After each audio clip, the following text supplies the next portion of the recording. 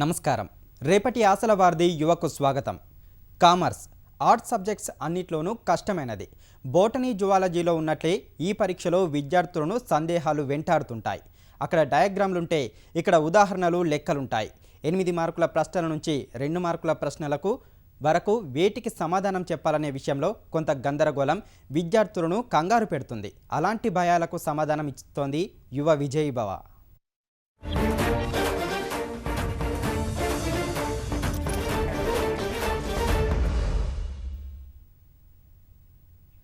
సమయ ప్రణాళిక first years commerce పరీక్షలో అత్యంత కీలకమైనది. తెలిసిన ప్రశ్న వచ్చిందని సంబరపడితే మిగిలిన సమయమంతా అందుకే సరిపోయే ప్రమాదం ఉంది. సబ్జెక్టుపై పట్టుండే విద్యార్థులకు ఇలాంటి ఇబ్బందులుంటే ఉత్తీర్ణులైతే చాలనుకునే వారికి కొన్ని సమస్యలున్నాయి. ఇలాంటి సందేహాలకు సమాధానాలు చెబుతూనే అత్యంత తేలిగ్గానే కామర్స్ కలవరం నుంచి బయటపడే మార్గాలు చెబుతున్నారు సీనియర్ అధ్యాపకులు ఉషా ముదిగొండ. ఫస్ట్ ఇయర్లో మనకి కామర్స్ అకౌంట్స్ 50 మార్క్స్ ఉంటుంది, థియరీ పార్ట్ 50 మార్క్స్ ఉంటుంది. కాబట్టి పిల్లలు యూజువల్గా ఈ రెండింటిని బ్యాలెన్స్ చేసుకుని రాయడానికి చాలా ఇబ్బంది పడుతుంటారు. కామర్స్ చదివితే అకౌంట్స్ రాయలేరు, అకౌంట్స్ రాస్తే కామర్స్ రాయలేరు. కాబట్టి అట్లాంటి అంశాల మీద పిల్లలకి డౌట్ క్లారిఫికేషన్ చేయడం కోసం ఇక్కడికి వచ్చి ఉన్నానండి. ఇక్కడ మాతో పాటు కొంతమంది పిల్లలు ఉన్నారు. So I'm ready to answer their questions. నా పేరు సాయితేజ.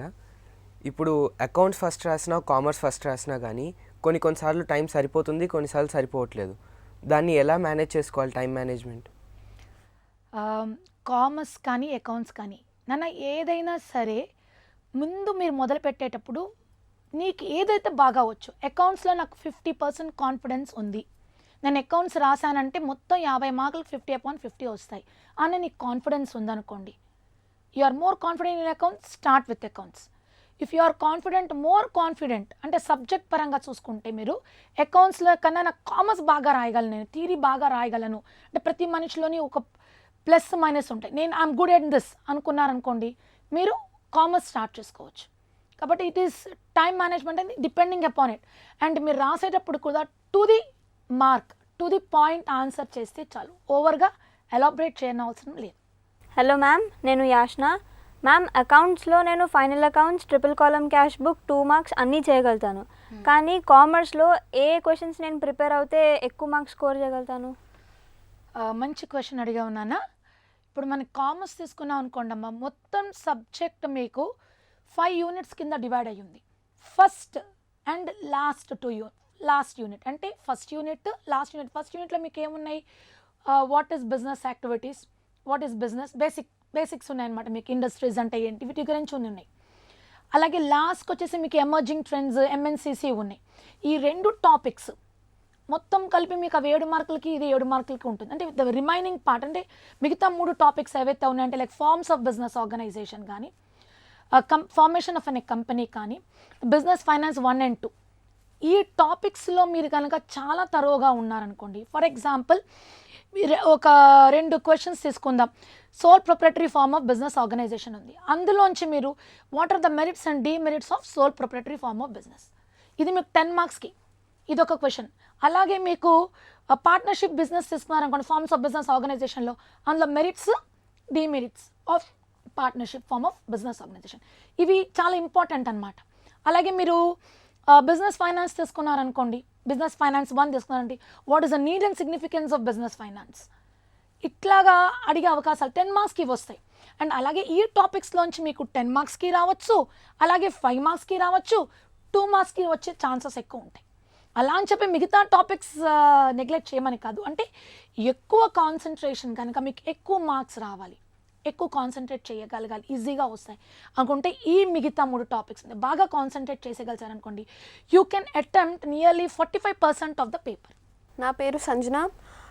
ఇప్పుడు మాకు అకౌంట్స్లో ఫస్ట్ బిట్, సెకండ్ బిట్ ఏదైనా బిట్కి తగ్గట్టే క్వశ్చన్ వస్తుంది. కానీ కామర్స్లో అప్పుడప్పుడు 10 మార్క్స్ క్వశ్చన్ 5 మార్క్స్కి, 5 మార్క్స్ క్వశ్చన్ 10 మార్క్స్కి ఇవ్వచ్చు. సో ఒకవేళ అలానే 10 మార్క్స్ క్వశ్చన్ 5 మార్క్స్కి ఇచ్చినప్పుడు దాన్ని ఎట్లా తగ్గించి రాయాలి? అండ్ 5 మార్క్స్ క్వశ్చన్ 10 మార్క్స్కి ఇస్తే ఎలా ఎక్కువ చేసి రాయాలి? మాకు 24 షీట్లే సార్, 24 షీట్స్ సార్. 24 షీట్స్లోని ఇటు మీరు థియరీని రాయాలి, ఇటు అకౌంట్స్ చేయాలి. కాబట్టి అది నేను ముందే చెప్పాను, టైం మేనేజ్మెంట్, టైంని జాగ్రత్తగా ప్లాన్ చేసుకొని రాయడం. ఇప్పుడు మీరు థియరీ రాస్తున్నారనుకోండి, 5 మార్క్స్ క్వశ్చన్ ఉంది, 10 మార్క్స్ క్వశ్చన్ ఉంది. ఫర్ ఎగ్జాంపుల్ మీకు మెమరాండమ్ ఆఫ్ అసోసియేషన్ ఉంది. ఇది ఒక్కొక్కసారి 10 మార్క్స్కి ఇస్తారు, ఒక్కొక్కసారి 5 మార్క్స్కి ఇస్తారు. ఇదే క్వశ్చన్ కనుక 5 మార్క్స్కి ఇచ్చారనుకోండి, సింపుల్గా మీరు ద మీనింగ్, అసలు మెమరాండమ్ ఆఫ్ అసోసియేషన్ అంటే ఏంటి, దాని మీనింగ్ ఏంటని రాసి వాటి క్లాజెస్, యూజువల్గా ఇచ్చేది క్లాజెస్, ఆ 7 క్లాజెస్ రాస్తే సరిపోతుంది. అదే క్వశ్చన్ మీకు 7 మార్క్స్కి ఇచ్చారనుకోండి, అసలు మెమరాండమ్ ఆఫ్ అసోసియేషన్ అంటే ఏంటి, ఇట్స్ ఇంపార్టెంట్ డాక్యుమెంట్ అని చెప్పటము, దాని డెఫినేషన్ కంపెనీస్ యాక్ట్ ప్రకారంగా ఇచ్చి, అప్పుడు ప్రతి ఒక్క ఎస్ఏ టైప్లో రాసేటప్పుడు ఈ అన్ని క్లాజెస్ రాసి, ఆ క్లాజెస్కి ప్రతి ఒక్క క్లాజ్, లైక్ మీకు నేమ్ క్లాజ్ ఉంది, నేమ్ క్లాజ్లో ఎలా ఉంటుందంటే ఇంకొక కంపెనీ వాళ్ళ పేర్లు కానీ కింగ్ అండ్ క్వీన్స్ పేర్లు పెట్టకూడదని ఇంగ్లీష్లో ఇస్తారు మీకు. ఆ ఇంపార్టెంట్ వర్డ్స్ని మీరు అండర్లైన్ చేయగలగాలి. అంటే you are highlighting the important words that need to be shown in the clause అనమాట. అలాగే ఆబ్జెక్టివ్ క్లాజ్ అప్పుడు main clause, objective clause is the main క్లాజ్ని అండర్లైన్ చేయటం, ఇలా అన్నమాట. అంటే మీరు ఇంట్రొడక్షన్ ఇవ్వాలి, క్లాజెస్ రాయాలి, అట్లాగే కన్క్లూజన్ ఇవ్వాలి. అప్పుడు మీకు ఇది ఎస్ఏ ఆన్సర్కి ఇచ్చిన మార్క్స్ పడడానికి అవకాశం ఉంటుంది. అదే 5 మార్క్స్ ఉందనుకోండి, up to the mark. Name clause అంటే ఈ నేమ్ క్లాజ్లో ఇంకొక నేమ్ కంపెనీ పేరు పెట్టడానికి వీలు లేదు, అలా ఇంగ్లీష్లో రాయడానికి రావాలన్నమాట. టు ది మార్క్ రాస్తే చాలు 5 మార్క్స్కి. 10 మార్క్స్కి కొంచెం ఎలాబొరేట్ చేయాలి. సర్వసాధారణంగా 5 మార్క్స్కే ఇస్తారు, 10 మార్క్స్ క్వశ్చన్స్ 10 మార్క్స్కే ఇవ్వడం జరుగుతుంది. పొరపాటున అటు ఇటు అయినా సరే ఇలా మీరు ప్లాన్ చేసుకోవచ్చు. నా పేరు సాయి ప్రణవ్. అంటే కామన్గా అడిషనల్ బుక్లెట్లో 24 పేజెస్ ఉంటాయి. దాంట్లో ఫస్ట్ పేజ్ నార్మల్గా ప్రింటెడ్ ఉంటుంది, మిగతా 23 పేజెస్ ఎలా యూజ్ చేసుకోవాలంటే కామర్స్కి ఎన్ని పేజెస్ యూజ్ చేయాలి, అకౌంట్స్కి ఎన్ని పేజెస్ యూజ్ చేయాలి, అంటే ఎలా రాయాలి అకౌంట్స్.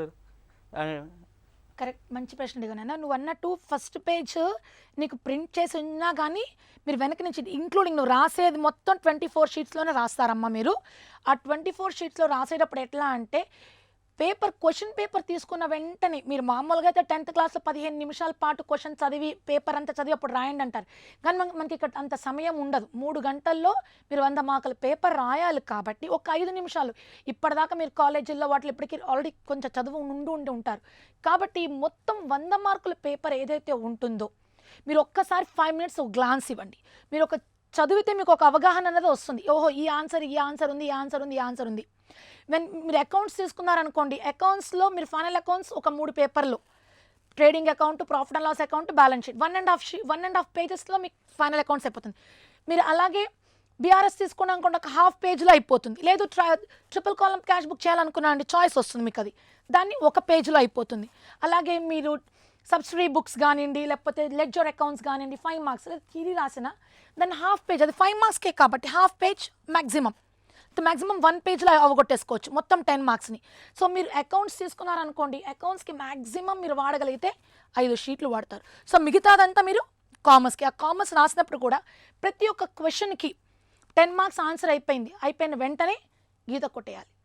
10 మార్క్స్ ఆన్సర్ అయిపోయిన వెంటనే గీత కొట్టేయాలి. ప్రతి ఆన్సర్ అయిపోయిన గీత కొట్టేస్తే మీకు క్లారిటీ వస్తుంది, కన్ఫ్యూజన్ ఉండకుండా మీరు రాయడానికి వీలు ఉంటుంది. మ్యామ్ ఫైనల్ అకౌంట్స్లో బ్యాడ్ డెప్ట్స్ ఇస్తారు కదా మ్యామ్, అది ఒకవేళ ట్రయల్ బ్యాలెన్స్లోను అడ్జస్ట్మెంట్స్లోను రెండిట్లో ఇస్తే ఎలా రాయాలి? చాలా మంచి క్వశ్చన్. యూజువల్గా పిల్లలు ఈ పాయింట్ ఫైనల్ అకౌంట్స్లో బ్యాడ్ డెట్స్ దగ్గరే కన్ఫ్యూజన్ అవుతుంటారు. మా బ్యాడ్ డెట్స్ అన్నది నష్టాలు, it's a loss for the business. Loss కాబట్టి మనకు ఆల్రెడీ ట్రయల్ బ్యాలెన్స్లో ఇచ్చి ఉన్నాడంటే ఆల్రెడీ నష్టాన్ని వాడు చూపిస్తున్నట్టు. కానీ ఒక్కొక్కసారి అడ్జస్ట్మెంట్స్లో కూడా అంటే అది కాకుండా ఇంకా ఎక్సెస్గా ఉంది ఈ సంవత్సరం అన్నది చూపించడం జరుగుతుంది. కాబట్టి ఏం చేస్తాము, అడ్జస్ట్మెంట్లో ఇచ్చిన అంశాన్ని మళ్ళీ ప్రాఫిట్ అండ్ లాస్ అకౌంట్లో రాసుకుని, మామూలుగా ట్రయల్ బ్యాలెన్స్లో ఇస్తే బ్యాడ్ డెట్స్ని ప్రాఫిట్ అండ్ లాస్ అకౌంట్లో డెబిట్ సైడ్ రాస్తాం. ఇట్ ఈస్ గివెన్ ట్వైస్, అంటే ట్రయల్ బ్యాలెన్స్లో ఇచ్చారు, అడ్జస్ట్మెంట్స్లో ఇచ్చారు. కాబట్టి ఈ అడ్జస్ట్మెంట్స్లో ఇచ్చిన వాల్యూని ప్రాఫిట్ అండ్ లాస్ అకౌంట్లో the one which is given in the trial balance should also be added, taken together, and the one which is given ఎక్కడైతే మనకి అడ్జస్ట్మెంట్స్లో ఇచ్చారో దాన్ని కూడా బ్యాలెన్స్ షీట్లో డేటాస్లోంచి మైనస్ చేయడం జరుగుతుంది. ఒకవేళ కనుక బ్యాడ్ డెట్స్ ఇచ్చి దాంతోపాటు ఆర్బీడీ అని కూడా ఒక్కొక్కసారి అడ్జస్ట్మెంట్స్లో ఇవ్వడం జరుగుతుంది. అలా ఆర్బీడీ అని అడ్జస్ట్మెంట్స్లో ఇచ్చినప్పుడు ఈ బ్యాడ్ డెట్స్ ఆర్బీడీ రెండు అడ్జస్ట్మెంట్స్లో ఉన్నప్పుడు డేటాస్లోంచి ఈ బ్యాడ్ డెట్స్ మైనస్ చేసి అప్పుడు ఆర్బీడీ క్యాలిక్యులేట్ చేసుకోవడం జరగాలి నాన్న. మ్యామ్ కామర్స్లో ఫార్మ్స్ ఆఫ్ బిజినెస్ ఆర్గనైజేషన్ ఉంటుంది, బిజినెస్ ఫైనాన్స్ ఉంటుంది. సో ఆ రెండింటిని దేనికి ఎక్కువ ప్రయారిటీ ఇవ్వాలి? మా ఫార్మ్స్ ఆఫ్ బిజినెస్ ఇందాకలే ఫస్ట్లో చెప్పాను, ఫార్మ్స్ ఆఫ్ బిజినెస్ ఆర్గనైజేషన్ ఉంది, అలాగే బిజినెస్ ఫైనాన్స్ రెండు ఉన్నాయి. 2 టాపిక్స్ చాలా ఇంపార్టెంట్ అన్న. రెండింటిని సమానంగా తీసుకొని చదవాలి మీరు. ఇది ఇంపార్టెంట్ అనడానికి లేదు, అది లేదు అనడానికి. ఇప్పుడు ఫార్మ్స్ ఆఫ్ బిజినెస్ ఆర్గనైజేషన్ ఉందమ్మా. ఒకవేళ కనుక sole proprietary form of business కనుక 10 మార్కులకి ఇస్తే యూజువల్గా అదే టాపిక్లోంచి మీకు 5 మార్క్స్, పార్ట్నర్షిప్ 5 మార్క్స్కి ఇస్తారు. అలాగే కోఆపరేటివ్ ఫార్మ్ ఆఫ్ బిజినెస్ 2 మార్క్స్కి ఇస్తారు. సో ఇక్కడ మీకు ఏమైంది 10, 5 అండ్ 2 మొత్తం మీకు 17 మార్క్స్ అక్కడ అయిపోతాయి. అలాగే ఫార్మ్స్ ఆఫ్ బిజినెస్ ఆర్గనైజేషన్ తీసుకున్నారనుకోండి, ఫార్మ్స్ ఆఫ్ బిజినెస్ ఆర్గనైజేషన్స్లో బిజినెస్ ఫైనాన్స్ తీసుకున్నారనుకోండి, అందులో కూడా అలాగే ఇవ్వడం జరుగుతుంది. 10 మార్క్స్, 5 మార్క్స్ అండ్ 2 మార్క్స్. కాబట్టి ఈ రెండింటిని మీరు కాన్సన్ట్రేట్ చేసి చదవడం ఇంపార్టెంట్ అమ్మా. మ్యామ్, ఫైనల్ అకౌంట్స్ అడ్జస్ట్మెంట్స్లో outstanding expenses income, prepaid expenses income ఇస్తారు. సో మేము ప్రతిసారి రాసేప్పుడు ఏది బ్యాలెన్స్ షీట్లో ఎసెట్గా చూపించాలి, ఏది క్యాపిటల్ అండ్ లయబిలిటీస్లో చూపించాలో కన్ఫ్యూజ్ అవుతూ ఉంటాం. సో దాన్ని ఎలా గుర్తుపెట్టుకోవాలి మేము? చాలా మంచి క్వశ్చన్ అన్న. యూజువల్గా అడ్జస్ట్మెంట్స్ అనేది మనకి ట్రయల్ బ్యాలెన్స్లో కింద ఫుట్ నోట్లో ఇవ్వడం జరుగుతుంది. ఒక రూల్, స్టాండర్డ్ రూల్ ఏంట్రా అంటే మనకి అడ్జస్ట్మెంట్లో ఇచ్చిన ప్రతి అంశము 2 సార్లు రికార్డ్ చేయాల్సి ఉంటుంది. Either in trading account or in the profit and loss account, and the second time you are going to record it in the balance sheet. Outstanding అంటే ఇంకా మనకి రావలసినవి, we have not yet received. కాబట్టి outstanding expenses, ఖర్చులు మనం ఇంకా పెట్టాలి, అది రకమైన మనకి లయబిలిటీ. కాబట్టి అట్లాంటి లయబిలిటీస్ని we have to show it on to the liabilities side. అండ్ మనం ఇంకా ఖర్చు పెట్టలేదు కాబట్టి ఆ ఖర్చును కూడా మనం ప్రాఫిట్ అండ్ లాస్ అకౌంట్లో చూపించుకోవాలి. అది వేజెస్ ఇచ్చారనుకోండి ట్రేడింగ్ అకౌంట్లో రాస్తాం, అదే శాలరీస్ అని ఇచ్చారనుకోండి you want to show it in the profit and loss account. Prepaid అంటే ముందుగా చెల్లించినవి, we have paid the expenses beforehand. So it is a sort of asset. ఇలా మీరు పదాన్ని ఇలా అర్థం చేసుకున్నారు. ప్రీపెయిడ్ అంటే ముందే చెల్లించడం జరిగింది, ముందే చేసేసాము కాబట్టి తర్వాత మనం ఖర్చు పెట్టాల్సిన అవసరము లేదు. కాబట్టి అది ఏమైంది మీకు, అది ప్రీపెయిడ్ కాబట్టి ఒకసారి ఎసెట్ అనమాట. అలా వర్డ్ని అర్థం చేసుకున్నారనుకోండి అన్న, మీరు చేయడం ఈజీ. మ్యామ్, కొంతమంది స్టూడెంట్స్ ఫీల్ అవుతుంటారు, అంటే వాళ్ళు పాస్ అవుతారా లేదా అనే దాని గురించి ఫీల్ అవుతుంటారు. అంటే కామర్స్లో ఏ పార్ట్ చదవాలి, అకౌంట్స్లో ఏ పార్ట్ చేస్తే పాసింగ్ మినిమం పాస్ మార్క్స్ వస్తాయి. సో మినిమం పాస్ అవ్వాలి అంటే the student should learn journal entries, should learn subsidiary books, should learn opening journal entries, should learn the trial balance. With the help of trial balance, they can learn the basics or the basics, కొంచెం basic structure అంటాం. అంటే final అకౌంట్స్ని ఎట్లా గీస్తే minimum marks పడతాయి అంత మట్టుకు నేర్చుకునే అకౌంట్స్లో, అంటే 25 మార్కులు వచ్చేదాకా అకౌంట్స్లో ఇవి దోహదం చేస్తాయి. అలాగే ట్రిపుల్ కాలమ్ క్యాష్ బుక్ కొంత చాలా ఈజీగా నేర్చుకోవచ్చు దాన్ని, అది నేర్చుకున్నా పర్వాలేదు. అలాగే అకౌంట్స్ మీ కామర్స్ పార్ట్కి వచ్చేసరికి ఇందాక నేను చెప్పినట్టు ఫార్మ్స్ ఆఫ్ బిజినెస్ ఆర్గనైజేషను, అలాగే బిజినెస్ ఫైనాన్స్, ఈ 2 టాపిక్స్ తరోగా అన్ని ప్రతి ఒక్క క్వశ్చన్ చదువుకునేటట్టయితే మినిమం పాస్ గ్యారంటీ. అంటే 25 మార్కుల అకౌంట్స్లో ఖచ్చితంగా వచ్చేటట్టు రాసుకొని, అలాగే థియరీలో అంటే మినిమం పాస్ గ్యారంటీ చెప్తున్నాను, ఒక 10 మార్కులో లేదా 15 మార్కులకో లేదా 20 మార్కులు అటెంప్ట్ చేసినా కనీసం 10 మార్కులు వస్తాయి. So you are minimum basic వాళ్ళు పాస్ అవ్వచ్చండి. కామర్స్ అనేది 100 మార్క్స్ అటెంప్ట్ చేయండి అమ్మా, ఏది వదలొద్దు పేపర్లోని. ఇది నాకు రాదు అని కాదు, ఇది కామర్స్ ఇస్ జనరల్ సబ్జెక్ట్, అది జనరల్గా ఆలోచించి రాయొచ్చు. అది ఇండస్ట్రీ అంటే ఏంటి, అంటే ఇండస్ట్రీని ఇలా రాయొచ్చు అని మీరు జనరల్గా ఆలోచించి ఇంగ్లీష్ రాయొచ్చు. లేదా తెలుగు మీడియం వాళ్ళు ఉంటే తెలుగు మీడియంలో కూడా మీరు దాన్ని ఏమంటారంటే ఇండస్ట్రీ, దానికి తెలుగులో మీరు రాసినా సరిపోతుంది. వాణిజ్యం అంటారు, కామర్స్కి మీనింగ్ ఏంటి, అలా మీరు రాసుకున్నా సరే. అంటే ఆలోచించి జనరలైజ్గా చేసి అటెంప్ట్ అయితే చేయాలి. 100 మార్క్స్ని అటెంప్ట్ చేసి వస్తే పక్కాగా ప్రతి ఒక్క స్టూడెంట్ ఈ సబ్జెక్ట్ని పాస్ అవ్వచ్చండి. ఎందుకంటే ఈ సబ్జెక్ట్ అంత అందమైన సబ్జెక్ట్, చాలా మంచి ఈజీ సబ్జెక్ట్ కూడాను. కాబట్టి I wish all the students of first year all the best for the future coming examinations.